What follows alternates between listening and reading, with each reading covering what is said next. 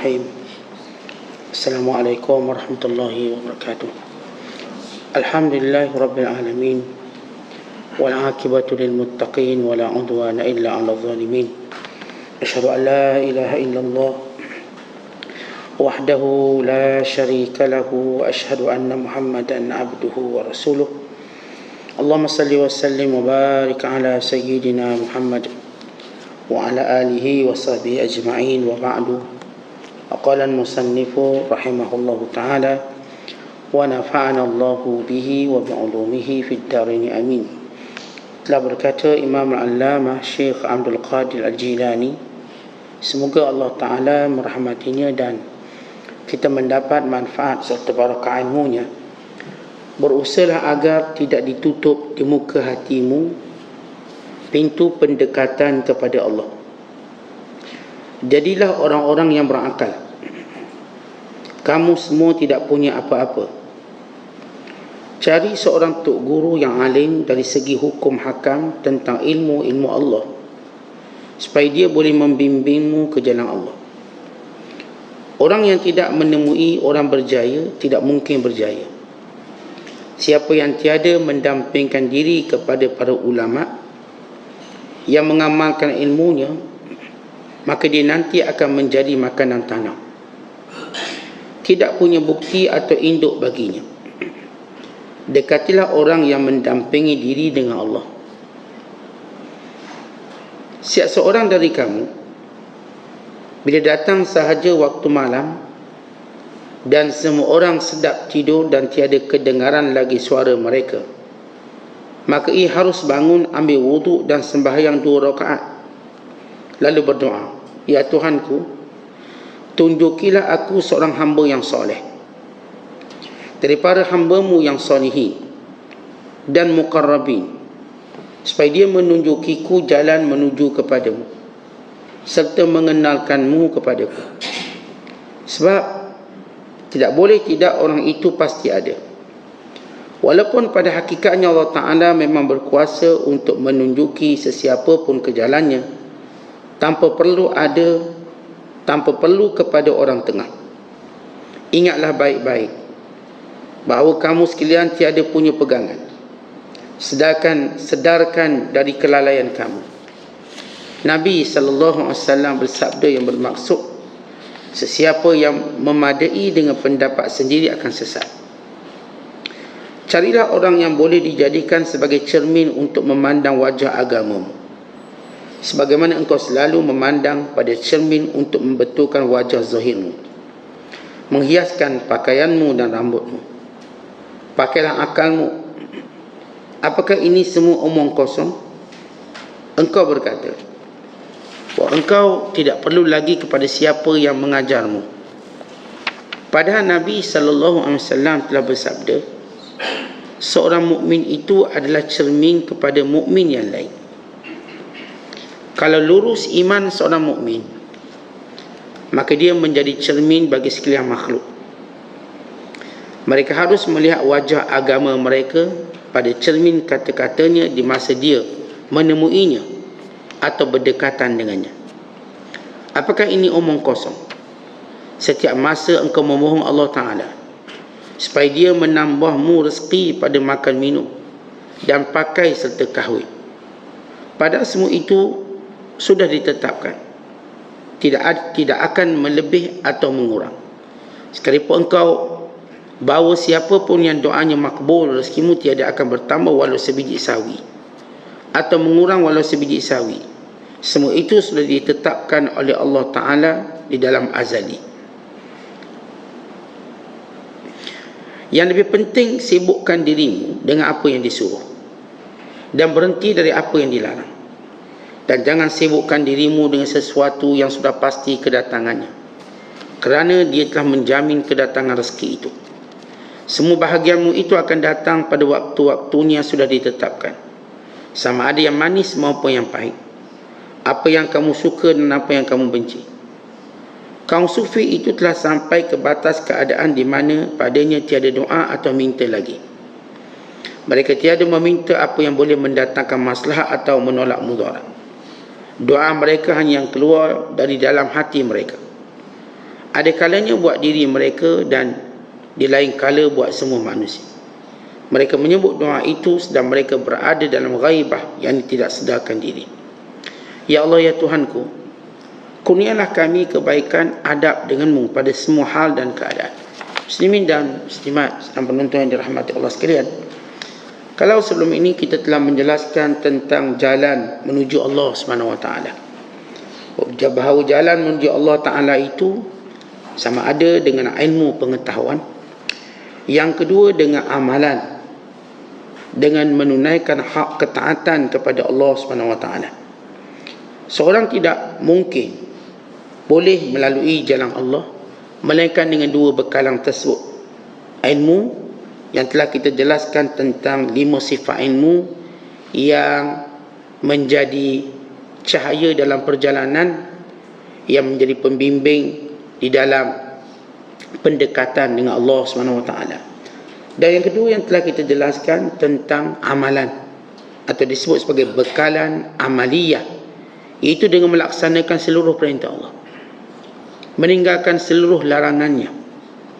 Maka bila seorang hamba Allah istiqamah dalam dua perkara, maka dia akan sampai pada jalan Allah SWT. Akan ada di hadapannya, akan ada berhampiran dengannya kebenaran yang senantiasa memandunya, sentiasa menjaganya, sentiasa menjadi keputusannya, sentiasa menjadi penilaiannya, dan sentiasa menjadi pegangannya. Maka dia bersama dengan kebenaran tidak lekang dan tidak pernah terpisah. Cara dia berfikir benar, cara dia bercakap benar, cara dia memandang benar, cara dia membuat keputusan benar.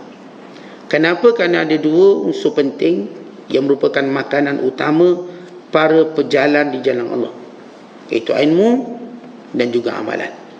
Kemudian Syekh Abdul Qadir menyebut bahawa apa yang perlu kamu lakukan ialah senantiasa berusaha untuk membuang segala perkara yang menghalang kamu untuk dekat dengan Allah.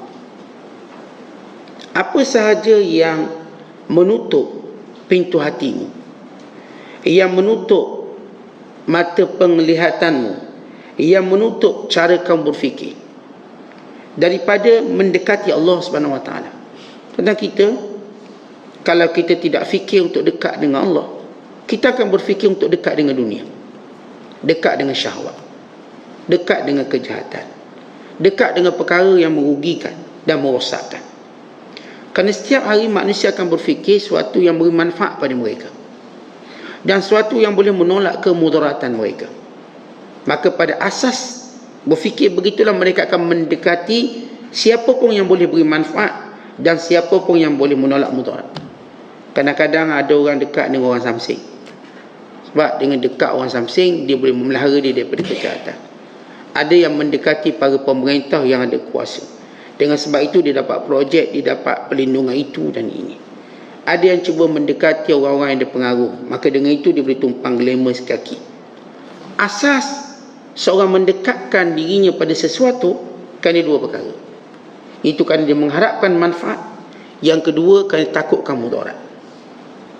Atas asas itu dia buat. Sedangkan dia lupa bahawa yang mendatangkan manfaat secara mutlak ialah Allah, yang mendatangkan mudarat secara mutlak ialah Allah. Allahumma la mani'a lima a'taita wa la mu'tiya lima mana'ta wa la yanfa'u zal jaddi minkal jadd. Ya Allah, tiada yang boleh menghalang apa yang kau nak beri, dan tiada yang boleh memberi apa yang kau halang, dan tiada manfaat segala usaha orang yang punya kekayaan. Orang yang paling rasa usahanya paling berkesan ialah orang yang kaya. Orang kaya dia rasa usahanya paling berkesan sebab dengan duit. Dia banyak duit, dia boleh buat benda tu, dia boleh buat. Itu cara dia berfikir. Tapi Nabi kata apa? Wala yang fa'u zaljad minkal jad. Tidak akan memberi manfaat. Orang yang punya kekayaan, dengan segala kekayaannya dalam menentukan sesuatu perkara. Ramai manusia, bukan semuanya, berusaha untuk jadi kaya. Yang nak jawatan pun sebab dia nak kaya. Yang sanggup keluar pagi buta untuk kaya. yang sanggup balik pada malam gelap gulita kerana nak kaya. Ini asas yang manusia bina hari ini. Bukan sebahagian pula kata masalah sebenar ialah kerana kita miskin.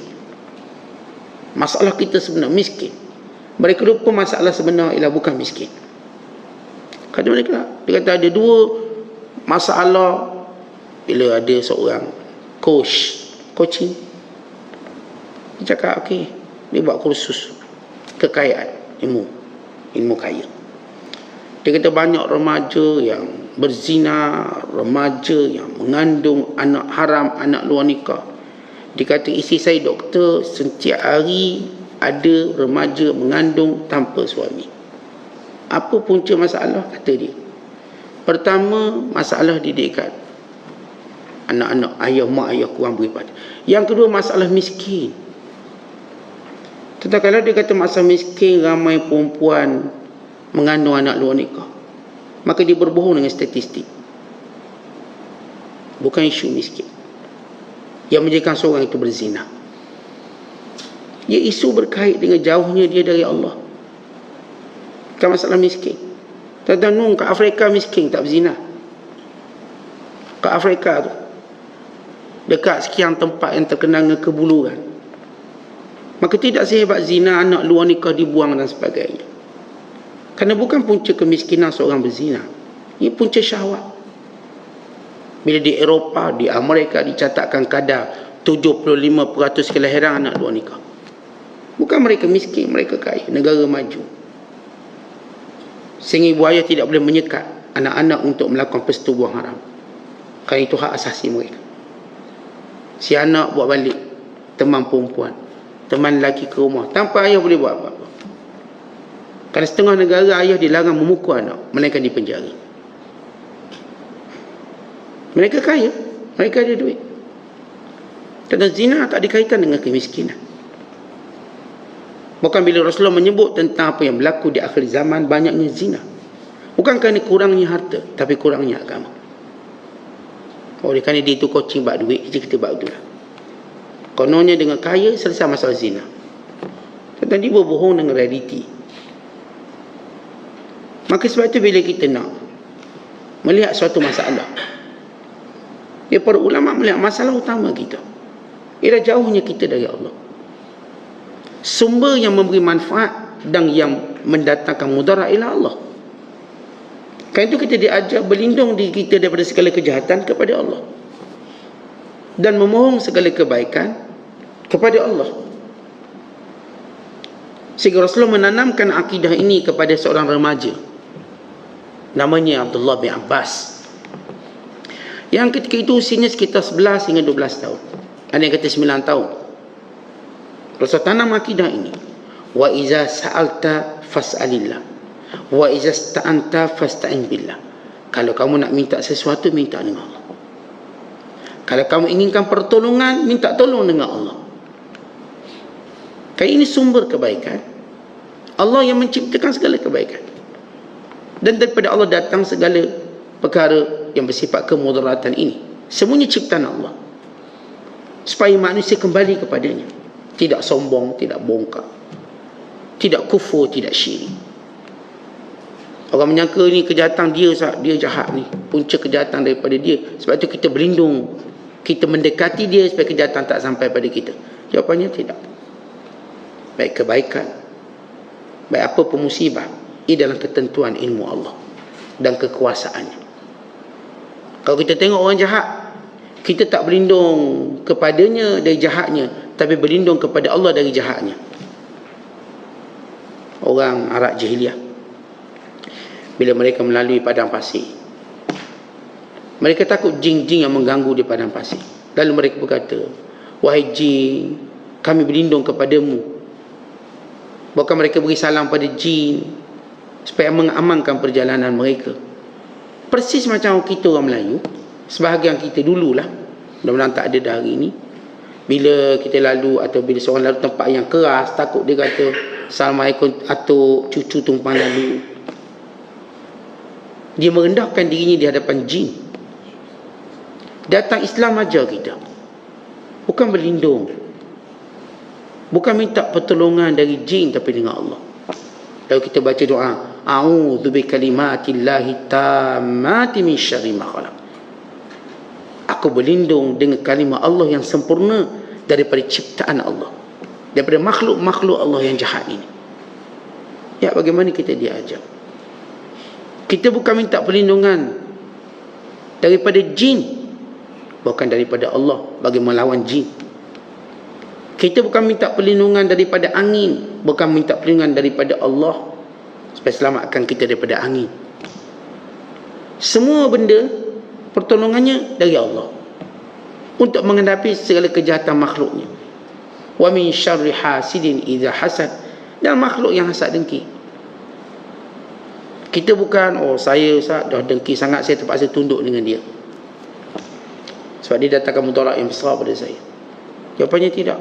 Berlindunglah kepada Allah daripada pendengki ini, kerana Allah akan melindungimu. Ini asas yang kita kena tahu. Sebab itu kata Syekh Abdul Qadir, berusahalah supaya jalan kita dengan Allah tidak ada penutup. Jalan kita dengan Allah tidak ada penghalang. Jangan ada yang menghalang untuk kita mendekati Allah. Kita dah bicarakan ilmu, kita dah bicarakan tentang amal. Namun dalam sepanjang pegangan kita pada ilmu dan amal, tetap akan datang akabat, penghalang. Contoh kalau Nabi Allah Ibrahim, waktu dia nak menyembelih Nabi Allah Ismail bagi melaksanakan perintah Allah dengan segala kesempurnaan Ibrahim, ilmunya, ketakwaannya, dia dihalang oleh syaitan sepanjang perjalanan. Akhirnya dia lontar batu pada syaitan ini yang kita panggil jamarat, ula, wusta, aqabah. Nabi Allah Ibrahim membaling batu, syaitan ini tidak menghalangnya pada jalan Allah. Maka datang kali kedua, Nabi Ibrahim membalingnya lagi, sehingga kali ketiga, sehingga disyariatkan apa yang disebut sebagai antara kewajiban haji melontar jamrah, pertama, kedua dan ketiga. Kerana setiap perjalanan, walau sempurna macam mana pun persiapan, akan ada penghalang. Jangan kata yang tak sempurna. Yang sempurna di kalangan para Nabi alaihimussalatu wassalam, ada penghalang. Sebab itu kata Syekh Abdul Qadir, usaha bagi menghadapi semua penghalang-penghalang ini. Baik, apa solusi dia? Ya, apa kata Syekh Abdul Qadir tentang solusinya? Dia kata, carilah seorang guru yang alim, yang mengetahui hukum hakamnya, yang mengetahui cara atau yang telah berjaya melalui jalan Allah SWT, yang beramal dengan ilmunya untuk menjadi pendamping kamu, bukan guru kamu. Kerana orang yang tak kenal orang berjaya tak akan berjaya. Orang yang tak dekat dengan orang berjaya tak akan berjaya. Maka dampingi para ulama yang mengamalkan ilmunya. Contoh dari, kalau kita memahami ilmu agama ni ada dua ilmu kepahaman agama. Yang pertama yang berkait dengan fiqh halal haram, ibadat, muamalat. Ini ulama ni faham bab hukum akal. Satu. Yang kedua yang berkait dengan fiqh hati, fiqhul qulub wal arwah, berkait dengan penyakit-penyakit hati. Agama ini dibina dengan dua unsur ini. Unsur pertama, unsur zahir, berkait dengan hukum halal, haram, dosa, pahala. Ini bab muamalah, ini bab ibadat, yang kita namakan fiqh. Guru yang pertama yang akan membimbing kita, guru yang mengetahui hukum hakam ini. Tidak halal bagi kita belajar dengan guru yang tak tahu hukum hakam. Yang pertama, guru tadi dia dah kemas dari sudut hukum hakam. Ini disebut oleh Syekh Abdul Qadir daripada awal. Bila kita nak cari tok guru, dia alim hukum hakam. Pertama-tama cari yang alim hukum hakam, biar dia tahu dulu mana dia yang wajib, mana dia yang sunat. Ini wajib sunat pun tak tahu, tiba kata kami lah tok guru tasawuf. Dia mula tak nak semayang lah, mula tak nak tutup aurat, terlibat dengan riba. Tapi kata guru tasawuf, mula terlibat dengan penipuan itu, penipuan ini. Tentang asas pertama, bila nak cari seorang tok guru, dia tahu hukum hakam zahir. Arti kalau dibaca Al-Quran, dia tahu hukum hakam Quran. Bila dibaca hadis, dia tahu membezakan hadis hukum dan sebagainya. Bila sebut tentang hukum muamalah, dia tahu ni hukum muamalah ni boleh ke tak boleh. Bila sebut tentang ibadat, dia tahu mana yang sunat, mana yang wajib, mana yang rukun, mana yang syarat. Ini syarat utama. Kita nak cari tok guru, biar tok guru ni bab ni dia dah kemas dah. Jangan nak tanya hukum halal haram pun dia belum tahu lagi. Saya pun tak pastilah halal haram. Saya pun tak pasti. Jadi dia pun tak tahu lagi. Dia pun tak mengaji habis lagi bab hukum hakam muamalat. Akhirnya muamalah riba dihalalkan sebab jahil dia. Tak boleh tak melabur bab ni. Kita boleh asalkan untung okey boleh. Dia tidak memahami kaedah pelaburan yang halal ataupun haram, dosa atau pahala. Dia tak dapat membezakan barang-barang ribawi dengan bukan ribawi. Tak kerti beza. Dia belum dapat membezakan antara 1/2, 1/4 dan hukum faraid. 1/6, 1/8 dan hukum faraid. 2/3 asabah dan hukum faraid. Lalu nak bicarakan tentang hukum. Kayaknya bila ditanya, Syekh, ayah saya mati harta macam mana? Ambil kat awak semualah. Sebab awak kan nak belanjakan pada jalan Allah. Bunyinya macam betul. Tapi salah. Sebab abang-abang awak kan dia tak semayang belaka. Jadi dia tak dapat harta pusaka. Dia mengajar ilmu hijab. Bila orang tu tak semayang, tak dapat harta pusaka. Daripada mana dia belajar? Kalau bila kita sebut tentang hijab, ataupun disebut asbabul hij, sebab yang menjadikan seorang terhijab mendapat harta pusaka, bukan sebab dia tak semayang, bukan sebab dia tak puasa. Sebab pertama kan berbeza agama. Dipanggil mawani'ul irsi, penghalang daripada pusaka. Sebab pertama kali dia berlainan agama. Yang kedua kerana dia yang membunuh orang tu. Dia yang membunuh pemilik harta tadi. Sebab dia nak duit cepat, dia berbunuh ayah dia. Maka dia tak berhak mewarisi harta pusaka. Sebab Nabi kata la yarisul qatil, tidak boleh pembunuh mewarisi harta pusaka. Tak ada pula sebut orang tak semayang tak ada pusaka, orang tak puasa, ataupun orang yang tak bersunat tak ada harta pusaka, orang yang tak balik tak ada harta pusaka. Tentang kejahilan dia sehingga dia menyebut penghalang satu benda yang tak pernah disebut sebagai penghalang. Jadi asal pertama cari tok guru, dia tahu hukum hakam ni. Contoh tanya bab solat, dia tahu. Bab puasa, dia tahu. Kita tanya bab faraid, dia tahu. Kita tanya kita bab perniagaan, dia tahu. Hukum hakam zahir, dia tahu.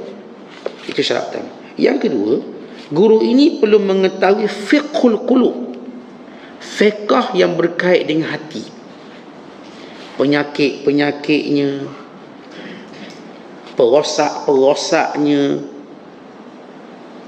yang boleh mengganggunya. Maka ini keaiban-keaiban yang akan menjadikan manusia itu nampak cacat celah. Dipanggil uyub, keaiban. Oleh sebab itu para ulama kata, kita tuan-tuan, kita pelihara sungguh jasad kita. Kalau tuan-tuan nak tahu ada penyakit, tak ada penyakit, macam mana cara dia? Kita mesti pergi klinik, pergi hospital, jumpa doktor. Sebab sebagian penyakit ni kita pun tak confirm betul penyakit. Saya rasa macam ada simptom kencing manis, saya rasalah. Ada simptom jantung, darah tinggi. Tapi kita tahu tak? Kita tak tahu sebab kita bukan ahli. Kita pun jumpa doktor. Doktor kata kita akan test awak. Test berlari, test darah, test air kencing. Satu yang kita tak mungkin boleh buat. Kita tak boleh kencing kat rumah, cek sendiri air kencing. Kita tak mampu, kita tak ada alat. Kita tak mampu berlari kat rumah, cek jantung sendiri. Kita pun tak tahu nilai okey tak okey tu macam mana. Ini jantung ke ataupun asma, lelah, atau ini semput. Doktor pun datang, okey, minta ni, pergi kencing, sini air kencing. Doktor pegang air kencing kita. Kenapa nak tahu penyakit kita? Mesti kita ambil darah. Doktor pegang darah kita untuk tahu apa penyakit kita. Mari sini buat ni, buat tu, semua. Test semua, akhir keluar keputusan. Maka kata doktor, awak ni ada darah tinggi. Jantung pun ada. Awak punya buah pinggang pun tak berbelok. Awak punya ni, awak punya makan, semua penuh senarainya. Lalu kita melihat keaiban kita, lalu kita kata apa ubat dia? Maka Maka doktor kata yang pertama saya bagi ubat asas dulu. Awak makanlah ubat ni seminggu. Lepas tu awak datang balik. Doktor kata awak kena jauhi makanan ni, makanan tu, makanan ni. Yang jenis potasium jangan makan. Ni buah pinggang ni. Yang jenis kekacang jangan makan. Maka kita pun aku, kita patuh. Bagi kita ubat. Ubat tu ditulis hari apa nak makan. Kenapa kita bimbang rosak fizikal kita? Bukan setengah-setengah syarikat diwajibkan 6 bulan sekali mesti medical check up. Mesti. Setengah-setengah orang mungkin sebulan sekali dibuat medical check up. Dan setengah-setengahnya mungkin seminggu sekali dibuat. Macam saya pernah cerita pada tuan-tuan, bila pilot ni nak terbang, dia kena buat medical check up. Kena check darah dia. Kalau darah naik sikit je, dia tak boleh terbangkan kapal terbang. Sekali dia nak naikkan kapal terbang, dia buat medical check up. Check. Tengok mabuk tak mabuk, pening tak pening, jantung okey tak okey, bawa kapal terbang, silap sikit habis. Dia check. Tak apatah lagi kita yang peluang kita cuma sekali kat dunia untuk kita baiki kehidupan kita supaya kita bahagia akhirat sana. Perjalanan kita ni perjalanan paling penting, sebab perjalanan kita menuju akhirat lebih penting daripada perjalanan pilot ke sini ke sana. Perjalanan kita dari dunia ini menuju akhirat yang menjadikan kita perlu tahu apa keaiban, kecacatan kita, supaya jangan kita terjatuh, jangan kita rebah sebelum selamat kita sampai di perjalanan kita. Jangan kita rosak, jangan kita binasa. Yang pertama, kita nak tahu apa kekurangan kita, apa uyub kita, kelemahan kita. Kata Imam Al-Ghazali rahimahullah, ada 4 cara kita nak tahu kelemahan kita, kekurangan kita. Yang pertama, kita duduk di hadapan guru yang mursyid. Duduk depan tok guru, untuk tok guru beritahu kita apa masalah kita, apa kekurangan kita. Ada soal jawab dia akan tahu kekurangan kita. Dia tanya, awak subuh solat berapa? Awak kuliah pergi tak kuliah? Awak ni Quran baca tak? Awak ada zikir-zikir tak? Awak ada tak tok guru yang memang awak iltizam belajar dari dia? Tanya-tanya, maka guru mursyid beritahu, inilah keaiban awak. Kalau awak teruskan hidup macam ni, awak akan binasa. Awak mengaji tidak, menuntut ilmu tidak, zikir tidak, semayang pun tak jaga, halal haram pun awak tak peduli, pakat sumbat, pakat makan je, awak akan binasa dengan cepat. Yang pertama, kita duduk depan guru mursyid. Dia akan menganalisis diagnosis kita, maka kita tahu kurang kita kat mana. Lalu kita ambil kata nasihat dia, maka kita akan selamat. Yang kedua, jalan untuk tahu kekurangan, keaiban kita dalam kita melalui perjalanan ataupun melakukan perjalanan menuju Allah Ta'ala, ialah teman-teman baik kita, kawan-kawan soleh.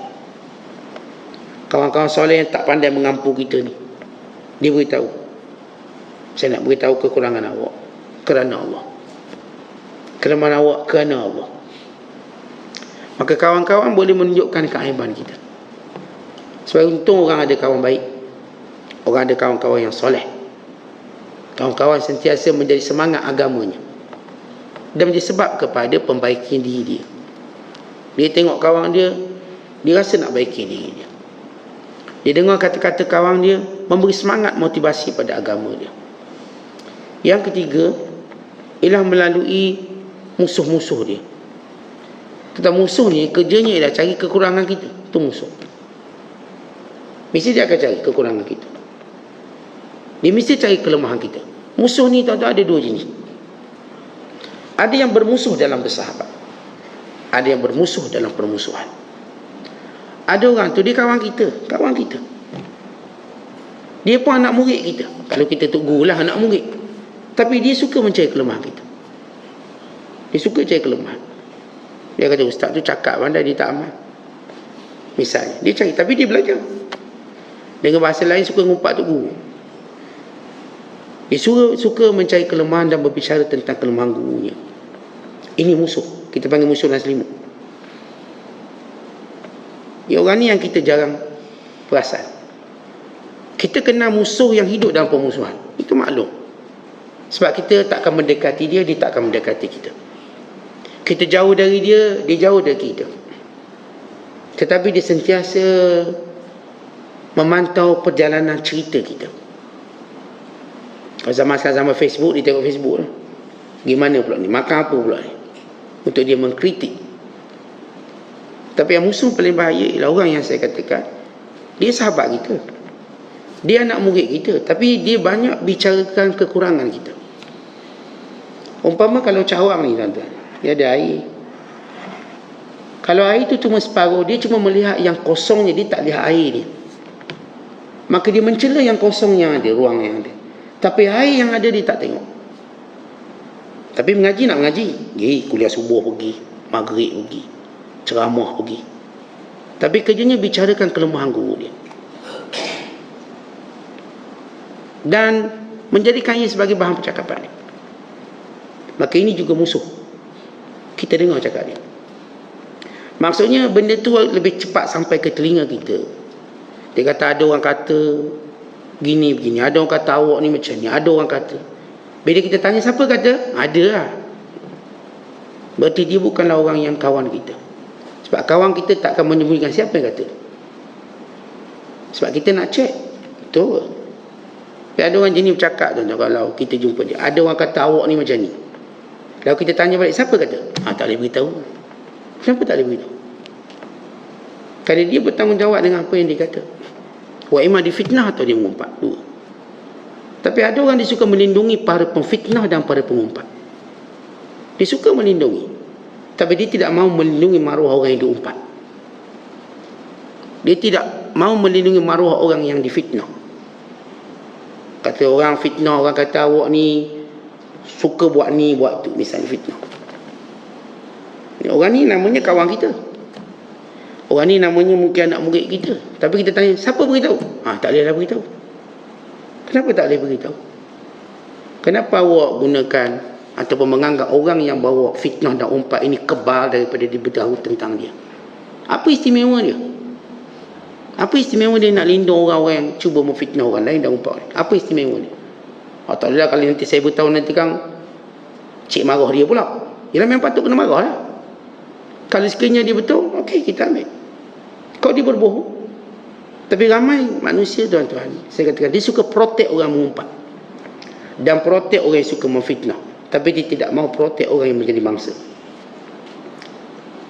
Kita sebut ni khabar angin lah.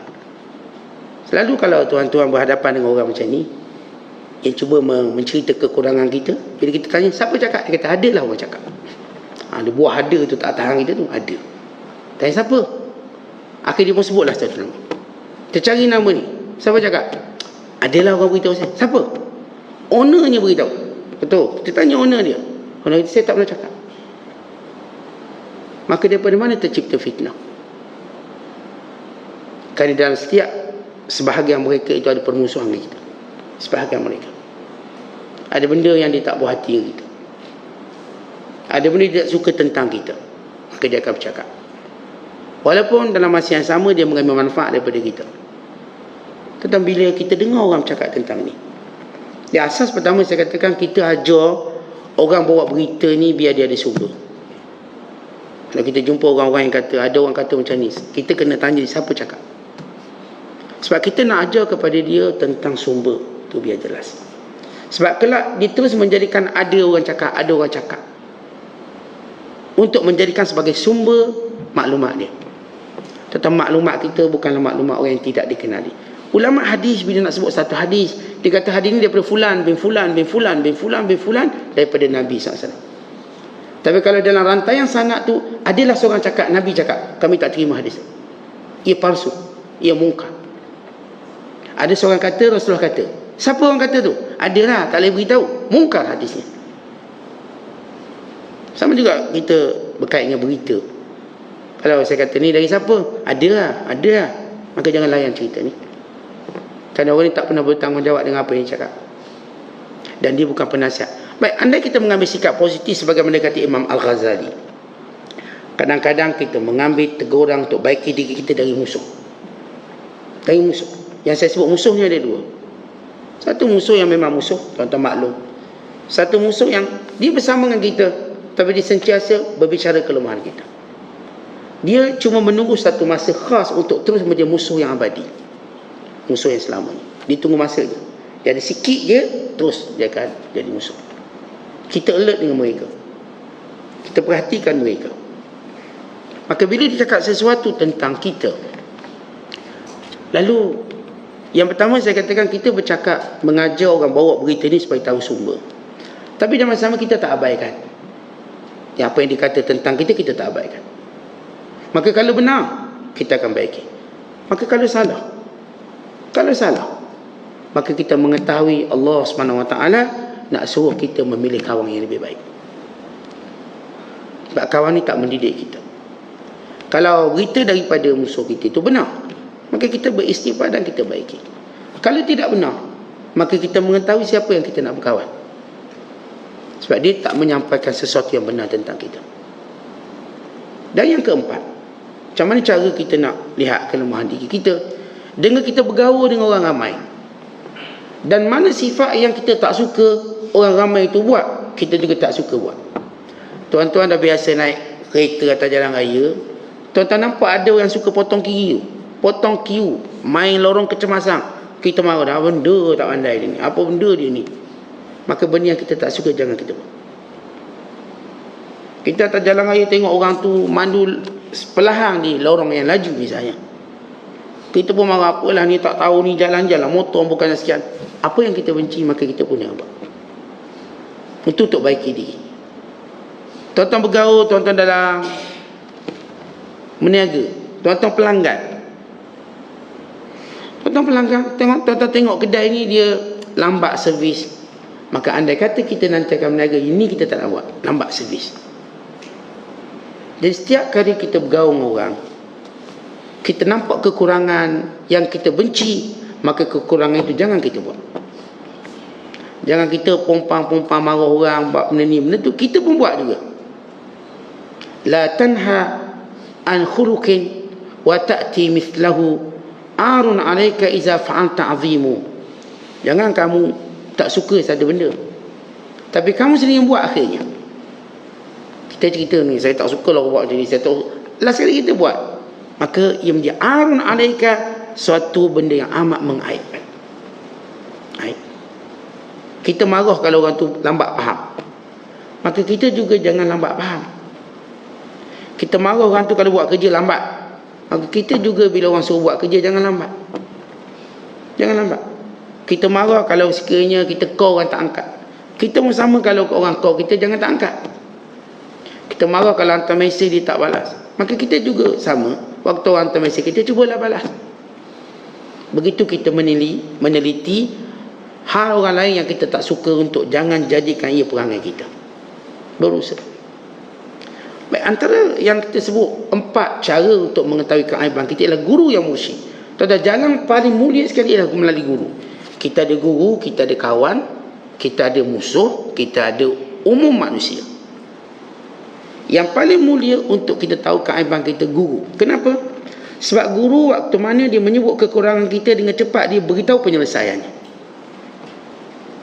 Tuan-tuan, kalau tuan-tuan sakit, tanya kawan-kawan kita, kawan kita, kau ni mungkin sakit ni kot, sakit ni, dia tak boleh beri jalan penyelesaian tepat.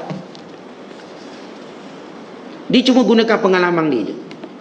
Saya dululah kalau sekiranya darah tinggi, minum air beras. Dia ajar pengalaman dia, minum air beras. Kawan dia pun cari beras, minum air beras je. Pagi minum air beras, tengah hari minum air beras. Sebab dia tak tahu sukatan sebenar. Mungkin betul sebagai ilmunya, kerana pengalaman tadi, mungkin betul. Saya kalau darah tinggi Ustaz, saya beleng timu, minum air timu, darah pun rendah. Ya mungkin betul, tapi dia tak jadi permanent. Dia bukan satu benda yang apa ni, penyelesaian. Saya dulu saat masa kecil mani, dia ajar kita. Caranya ialah saya tak makan gula langsung. Tak makan gula, maka baik saya. Ya mungkin dia bagi penyelesaian, tapi bukan penyelesaian yang tuntas. Penyelesaian berdasarkan sedikit pengalaman dia kena, atau pengalaman dia tengok orang kena. Tiba-tiba orang sakit ni jumpa doktor, maka doktor bagi penyelesaian yang betul. Awak punya gula taklah teruk sangat, biasa je, tapi awak amal macam ni, awak buat macam ni, buat awak makan opak ni, awak buat macam ni, buat macam ni. Akhirnya kita jumpa penyelesaian yang tuntas. Tetapi bila kita ada keaiban, jumpa geng-geng kita, geng-geng kita boleh kata, mak, kau punya penyakit ni teruk lah. Kau nampak kau subuh payah bangun, kuliah pun payah datang, alasan pun banyak. Maka dia geng kita ni berilah sikit penyelesaian, tapi dia bukan penyelesaian tuntas. Waktu kita jumpa tok guru kita, dia pun beritahu. Ya, saya beritahu, barangkali awak ni yang jadi payah kuliah sangat ni, makan awak syubhah banyak. Barangkali rezeki awak ni ada yang haram. Barangkali ada dosa yang awak belum tinggalkan. Barangkali ada hak yang awak tidak tunaikan. Maka selesaikan. Kerana orang kata, Ustaz, saya dah tidur awal, tapi kenapa bangun lambat juga? Saya rasa dah cukup rehat, kenapa malas juga? Maka para ulama yang dia spesialis dalam hal jiwa, dia tahu, barangkali ada wang haram yang kamu ambil, wang syubhah yang kamu guna, ada hak yang kamu tak tunaikan, ada dosa yang tidak, belum lagi kamu minta ampun. Mulakan dengan ni dulu, maka selesai masalah kita. Kemudian kata Syekh Abdul Qadir, tentang kita nak dapat guru ni, bukanlah satu perkara yang senang, dan tidak juga ia perkara yang susah.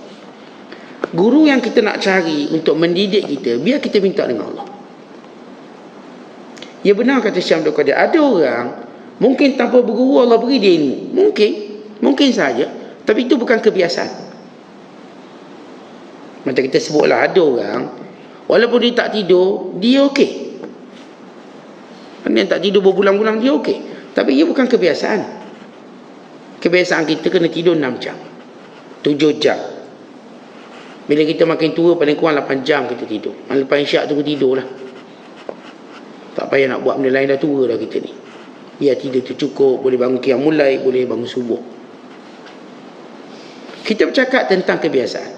Memang ada orang yang Allah Ta'ala boleh beri ilmu pada dia, tapi kebiasaannya setiap orang mesti berguru.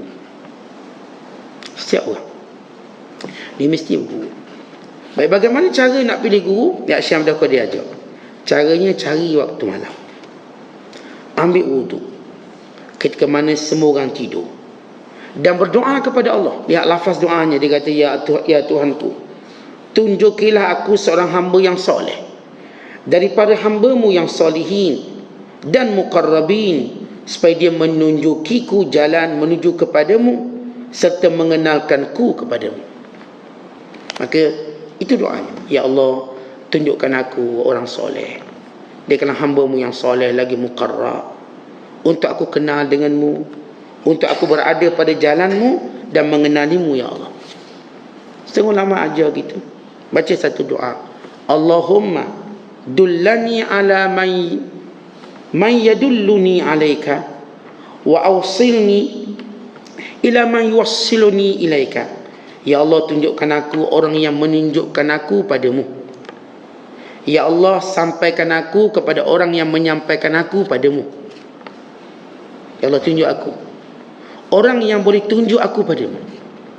Sampaikan aku orang yang boleh sampaikan aku kepadamu. Tuan-tuan, doa waktu mana kita nak cari guru yang mursyid, guru yang murabbi, guru yang mendidik. Ia bukan guru yang kita dengar ilmunya, tetapi guru yang kita ambil ilmunya. Dia bukan guru yang kita menghafal perkataannya, tetapi dia guru yang membentuk perangai kita,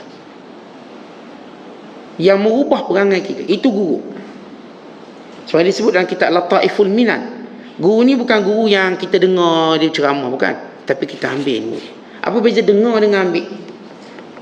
Tentu kalau kita dengar, namanya dengar, macam kita dengar orang bercakap di jalan, dengar. Bila ambil, memang kita ambil dari dia.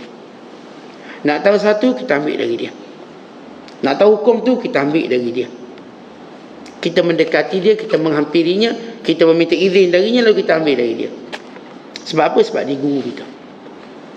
Guru sebenar itu bukan kita dengar perkataannya lalu kita pun rasa tenang dengan perkataannya, tetapi dia mengubah perangai kita. Setiap perkataan guru tadi menjadikan kita nak berubah, dan kita pun memang berubah. Dia bermula daripada berubah cara kita berfikir. Umpama bila tok guru kita bercakap tentang rezeki, maka berubah cara kita berfikir. Rezeki ni bukanlah kerja, kita duduk kerja siang malam pagi petang lalu kita pun dapat rezeki banyak. Rezeki ni urusan Allah. Rezeki ini kurniaan Allah. Rezeki ini daripada rahmat Allah. Maka Allah memberi siapa dikehendaki. Allah mengurangkan siapa yang dikehendaki. Allah melapangkan pada siapa dikehendaki dan menyempitkan pada siapa dikehendaki. Maka dia faham. Cara dia berfikir mula berubah. Dia kalau berfikir cara rezeki ni kena kerja kuat, itu maghrib pun tak nak tutup kedai. Itu semayang bang pun tak nak. Sebab apa? Nak cari rezeki. Kena kerja kuat, tak kaya juga. Macam tu juga. Bila kita berfikir dengan cara betul, kerana bimbingan Tok Guru kita, waktu semayang kita semayang, waktu bersama keluarga kita bersama keluarga, waktu ada saudara mara datang kita bersama saudara mara, waktu kita bersahabat kita pun tahu nak memberi waktu pada sahabat. Tak boleh kawan kita datang dah lah 20-30 tahun tak nak jumpa, tak boleh, aku ada kerja, sibuk. Mak ayah pula nak datang, jangan mak jangan datang, kita punya mesyuarat hari ni lama, bulan ni ialah bulan mesyuarat, mak tak datang. Sehingga dia tak ada masa pada orang yang ada hak pada dia. Mak dia, ayah dia, adik-beradik, kawan-kawan ni. Kawan nak jumpa pun tak boleh lah. Aku setahun dua ni sibuk sikit, kau tak jumpa aku lah. Kau tak jumpa aku. Nak jumpa pun jumpa kat alam barzakh ni. Aku mati dia kau jumpa. Oh, dia punya sibuk. Tetapi bila kita jumpa orang macam ni, pemikiran dia rosak. Kita sibuk mana pun kita kerja, kita ada masa dengan isteri, dengan anak, dengan kawan-kawan. Apatah lagi dengan silaturahim kita, adik-beradik. Apatah lagi dengan mak bapak kita. Apatah lagi dengan guru kita. Kita ada masa dengan mereka. Tapi kalau kita jumpa orang yang kata tidak ada masa, berarti dia orang yang berfikirnya salah. Dia sedang berfikir salah. Tentang kita ajar, yang pertama kita ambil daripada guru kita ialah mengubah cara berfikir. Akhirnya kita boleh berubah cara berfikir. Kita diajar oleh guru, kita boleh lihat satu masalah. Masalah tu apa? Masalah itu sebagai satu ujian. Masalah itu apa? Masalah itu berpunca dari dosa kita. Lihat cara kita berfikir. Masalah itu apa? Masalah itu perlu dilihat dengan rendah, bukan yang besar. Dengan cuba besarkan masalah, kecil-kecilkan dia. Masalah itu kena hadap macam mana? Dengan cara sabar. Lalu kita mula, bila ada satu masalah, cara kita berfikir itu lain. Akhir masalah ni selesai. Tapi kalau orang tu dia tak ada guru, maka cara berfikirnya hawa nafsu. Agak-agak dia tak suka orang, tumbuk je orang ni. Senang, cara senang. Agak-agak dia benci orang, sihir orang ni. Santak je orang ni. Lihat cara dia berfikir. Kita fitnah dia. Kita fitnah dia, kita kutuk dia. Kita reka satu benda. Tentang sekiranya bila orang tu cara berfikir dia betul. Ada orang nanya dia tak boleh sabar, kerana Allah akan ganti lebih baik. Kita boleh kena musibah. Ni ulama kita ajar berfikir. Datang musibah, kita diajar sebut benda ni, sebut doa ni, sebut doa tu. Kemudian yakinlah Allah akan ganti lebih baik. Akhirnya kita tenang dalam musibah. Cara berfikir. Yang kedua, guru yang musyrik ini, dia akan berubah cara kita bertindak. Cara kita ataupun perangai kita berubah. Daripada jauh pada Allah pada dekat. Selama ni tak pernah ke masjid, dah lepas dengar ilmu Tok Guru ni, rajin ke masjid pula. Selama ni tak pernah nak ingat mati, sekarang ni suka ingat mati. Rajin ziarah orang ke kubur, iring jenazah ke kubur, seronok dia. Dulu kalau ajak iring jenazah ke kubur, jangan harap. Sekarang dia suka. Dia berubah kerana guru dia. Yang ketiga, tanda seorang tu punya guru ialah makin bertambah ibadatnya. Dulu dia memang sembahyang, kata tak sembahyang. Hari ni dia mula sembahyang sunnah. Hari ni kerana gurunya, sebab gurunya asbab, dia mula baca Quran. Dia mula belajar banyak. Dia mula menyampaikan apa yang dia tahu. Dia mula berinteraksi dengan cara yang lain. Dia berubah cara berfikir, dia berubah perangai, bertambah ibadat. Ini tanda dia sedang, atau dia telah memperoleh guru yang musyrik. Jadi kalau kita jumpa seorang guru, dia dah ubah cara kita berfikir, satu. Dan dia pun dah ubah cara kita bertindak. Dan dia juga menjadi penyebab ibadat kita bertambah. Kalau selama ni qiyamul lail pun kita tak tahu. Dia asbab dia kita tahu qiyamul lail. Kalau selama ni kita pun tak tahu kena baca surah Kahfi malam Jumaat ke, tak benar kita tahu. Maka asbab dia kita tak pernah tinggal surah Kahfi sampai hari ni. Kita tak akan tidur melainkan kita baca surah Al-Mulk. Kita tak akan berpagi-pagi melainkan dengan ma'thurat, melainkan dengan zikir. Asbab dia. Maka kita tahu guru inilah guru yang mursyid. Sebab dia dah ubah kita. Ubah cara fikir, ubah cara perbuatan, ubahkan ubah ibadat kita. Dan akhir sekali di antara tanda seorang tu mendapat guru mursyid, dia mula suka untuk memberi manfaat pada orang lain. Dia mula suka tolong orang. Dia mula suka sedekah pada orang. Dia mula suka untuk menggembirakan orang. Dulu kan zaman belum ada guru, dia cuma fikir diri dia, ananiyah. Dia cuma selfish. Dia cuma pentingkan diri dia. Yang penting semua orang kena dengar cakap saya. Semua orang kena bahagiakan saya. Saya tak perlu bahagiakan orang. Awak kena bahagiakan saya. Semua orang kena tunaikan hak dia. Dia tak perlu tunaikan hak orang. Itu zaman dia selfish, ananiyah, keakuan, keegoan. Tapi bila dia mendapat guru mursyid, dia mula nak jadi orang yang paling banyak beri manfaat pada orang lain. Dia berkongsi semua benda. Sehingga hampirlah dia tidak punya hak hartanya sendiri, mereka dia berkongsi. Dia dengan bahasa mudah, dia tak ada benda dia sayang. Tak ada dah. Ambil lah dia okey, boleh. Dia tak ada lagi benda yang dia privacy. Semuanya boleh dikongsi. Kenapa? Kan dia sudah mendapat guru yang mursyid. Kan dia tahu orang yang paling baik di sisi Allah, yang paling memberi manfaat kepada manusia. Bila Nabi SAW ditanya, ayun nasi afdal? Bila Nabi ditanya tentang siapakah manusia yang paling afdal, yang paling baik, maka Rasulullah menyatakan, anfa'uhum linnas, yang paling banyak beri manfaat pada manusia. Dan kita tahu para Nabi adalah manusia yang paling banyak beri manfaat pada orang lain. Diikuti oleh para alim ulama, diikuti dengan orang-orang soleh. Dan siapa yang menjejaki jejak langkah mereka? Hari ini kita mula berfikir macam mana kita nak beri manfaat pada orang lain. Daripada saya suka dilayan, hari ini saya suka melayan. Daripada saya suka dihormati, hari ini saya suka menghormati.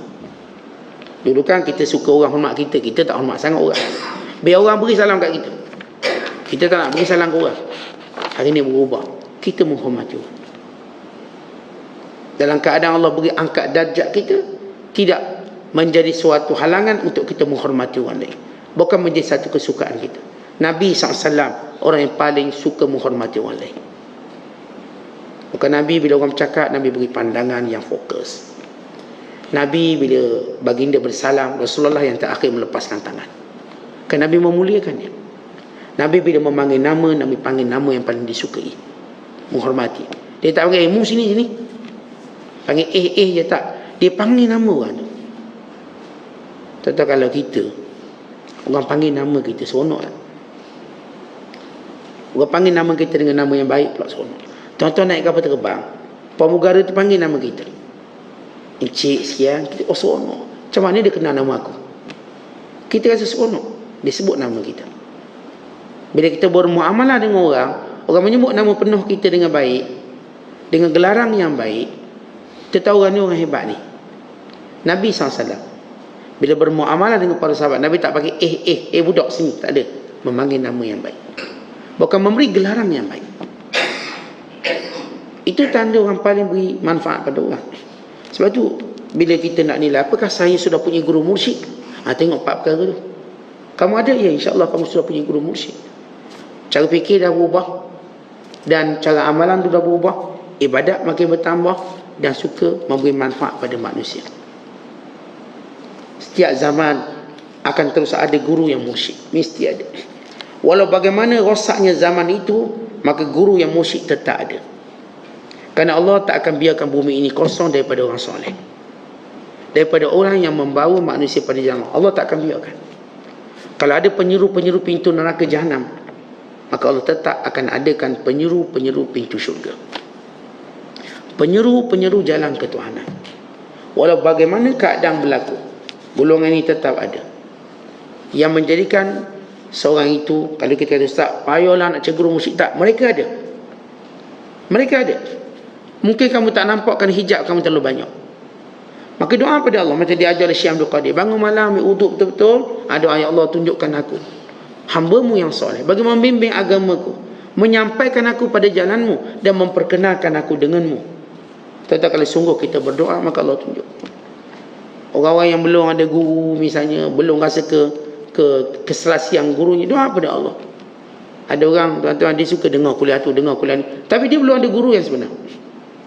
Dia suka dengar ni, saya tak dengar belaka, tapi dia belum berubah cara berfikir.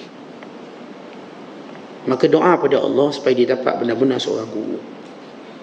Tetapi kita kalau hidup ni, kita nak rasa macam tenang hidup, kita akan cari satu pekerjaan yang kita akan dapat rezeki. Lagi tak dapat kerja tetap, bukan kita seronok, tak seronok. Sampai kita jumpa kerja tetap, kita pun seronok. Ya, semua benda kita boleh buat duit. Waktu duit, buat ni duit. Tapi kita nak satu pekerjaan tetap. Tuan-tuan ada anak-anak. Kalau anak ni tengok dia tak ada kerja tetap, kita bimbang, kau ni bila nak kerja? Mak dah kerja lah. Saya tolong orang jual burger, saya tolong sapu sampah. Tu semua boleh duit. Itu bukan kerja, kata mak dia. Kerana kerja tu tak tetap. Mak masih bimbang. Ni aku nak minang anak orang pun aku takut. Kalau orang tanya dah ni kerja apa? Dia kerja belaka. Kerja belaka? Kerja belaka. Dia basuh pinggang ya, burger ya, dia sapu sampah ya, semua dia buat kerja. Dia ada 40 kerja. Confirm kena tolak. Dia tak akan, walaupun cerita 40 kerja, ni mak ayah tak selesa nak bagi anak dia. Nak bagi anak dia pada lelaki yang kerja banyak sangat, tak. Dia nak satu kerja tetap. Cuba sebut satu kerja tetap supaya saya tenang. Okey, saya ni kerja sekian. Okey, saya senang. Dan demikian juga guru. Saya ni guru sana, guru sini. Awak ni semua duk cubit sana, cubit sini, lain nanti ni. Awak dia tak guru khas awak. Supaya kami tenang cara berfikir awak, kami boleh nilai. Tetapi tak ada ulama melainkan dia ada guru yang khas. Guru khas yang mesti ada. Macam mana pun dia ada orang tu fulan bin fulan, dia tahu semua ni alim bagus, tapi dia ada seorang guru dia. Yang dengan dia akan bertenang agamanya. Sebab bayangkan kalau orang tu ada 30 guru ni, akhirnya fatwa nak ikut yang mana satu? 30 pendapat, 30 pening dia, pusing kat dia. Yang diperlukan seorang kata, macam ni. Dalam bab ni awak buat macam ni, buat macam ni. Maka dia pun tenang. Kalau saya dapat, atau saya kiaskan tadi, kalau tuan-tuan kerja banyak, walaupun duit dapat banyak, orang tak akan tenang dengan kita. Tak ada seorang pun yang fikir nak ambil menantu. Kalau saya ada anak perempuan yang pinang anak saya orang macam ni, saya pun tak nak ambil. Sebab dia kerja semua benda. Saya kata ni kerja semua benda. Saya tak rasa dia ada komitmen. Sehingga dia sebut satu pekerjaan ni. Saya kerjanya yang ni. Okey. Boleh saya bayar awak kerja macam ni, dapat berapa gaji? Kita tanya. Okey, dia pun dapat satu amount yang bagus. Okey, silakan. Jawab belajar guru. Kalau orang tu kata, saya belajar dengan semua guru.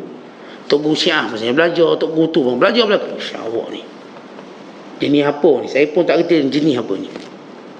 Sehingga dia sebut seorang gurunya, maka saya pun tenang.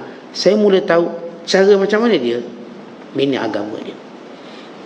Maka ini bagaimana cara mencari guru yang mursyid. Wallahu bissawab. Assalamualaikum.